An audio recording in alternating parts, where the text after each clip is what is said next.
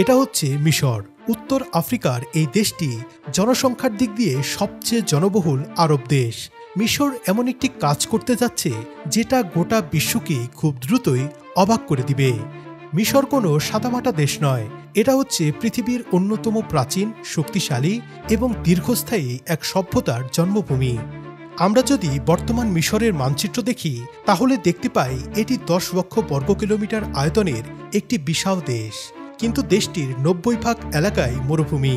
আর এ কারণেই এখানে জীবন ধারণ করা সবসময়ই একটি চ্যালেঞ্জিং ব্যাপার ছিল। আর তাই তো দেশটির 90% ভূমি এখনও ফাঁকা পড়ে আছে। তাহলে প্রাচীন মিশরীয়রা কিভাবে এত শক্তিশালী সাম্রাজ্য এখানে গড়ে তুলেছিল? এর উত্তর হচ্ছে নীল নদ। 6500 কিলোমিটার লম্বা এই নদী বিশ্বের দীর্ঘতম নদী। এই নদী ছাড়া মিশরের সভ্যতা টিকতেই পারত না। আজও মিশরের 95% মানুষই এই নদীর কিনারা ধরেই বসবাস করে।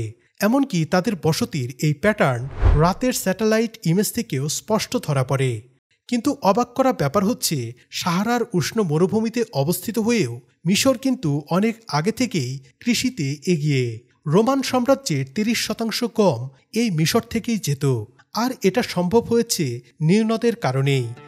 মিশরের 80% কৃষিজমি এই নদীর দুই পার ঘেঁষেই অবস্থিত, আর এ কারণে মিশর আজও রসুন, খেজুর এবং পেঁয়াজ উৎপাদনে বিশ্বের প্রথম 5টি দেশের একটি। কিন্তু সমস্যা হচ্ছে দেশটির জনসংখ্যা, যেটা খুবই দ্রুত বৃদ্ধি পাচ্ছে। গত 100 বছরে মিশরের জনসংখ্যা 8 গুণ বৃদ্ধি পেয়েছে। বর্তমানে দেশটির জনসংখ্যা প্রায় 10,94,00,000। বিশেষজ্ঞদের ধারণা 2050 সালের মধ্যে তাদের জনসংখ্যা 16 কোটি ছাড়িয়ে যাবে।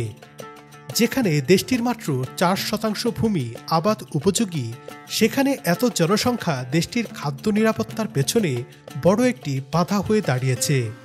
আবার জনসংখ্যা বৃদ্ধির কারণে নগরায়নের ফলে দেশটির আবাদি জমির পরিমাণ প্রতি 10 বছরে 2% করে কমে যাচ্ছে।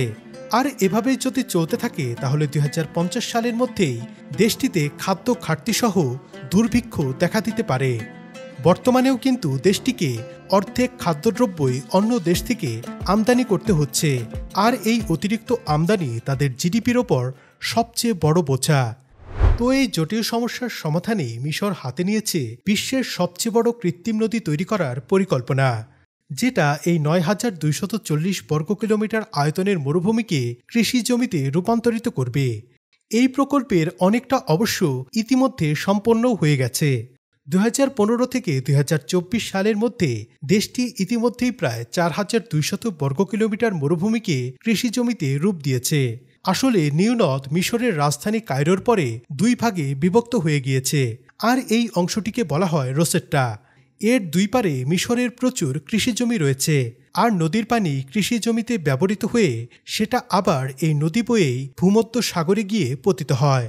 তাদের কৃত্রিম নদী এই রোসেট্টা ব্রাঞ্চ থেকেই শুরু হবে এবং ভূমধ্য সাগরের কুল ঘেঁষে 50 কিলোমিটার পথ অতিক্রম করে নাইল ডেল্টার শেষ সীমানার কাছে গিয়ে এটি থামবে। এখান থেকে 10টি 3 মিটার চওড়া পাইপ দিয়ে এই পানি 68 কিলোমিটার দূরে আল হাম্মাম ওয়াটার ট্রিটমেন্ট প্ল্যান্টে নিয়ে যাওয়া হবে। আর এই প্ল্যান্ট প্রতিদিন প্রায় 7.5 মিলিয়ন কিউবিক মিটার পানি পরিশোধন করে সেটাকে কৃষি জমিতে ব্যবহারের উপযোগী করবে। একইভাবে নীল নদ থেকে আরেকটি পাইপের মাধ্যমেও অন্য একটি প্ল্যান্টেও পানি পাঠানো হবে।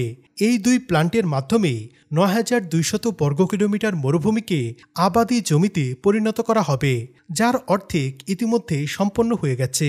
এই পুরো প্রকল্প শেষ হলে মিশরের কৃষিজ জমি বৃদ্ধি পাবে 23%। এই প্রকল্প থেকে লাখ লাখ লোকের খাদ্য উৎপাদন করা সম্ভব হবে। পাশাপাশি এই প্রকল্প 50 লক্ষ লোকের কর্মসংস্থান তৈরি করবে।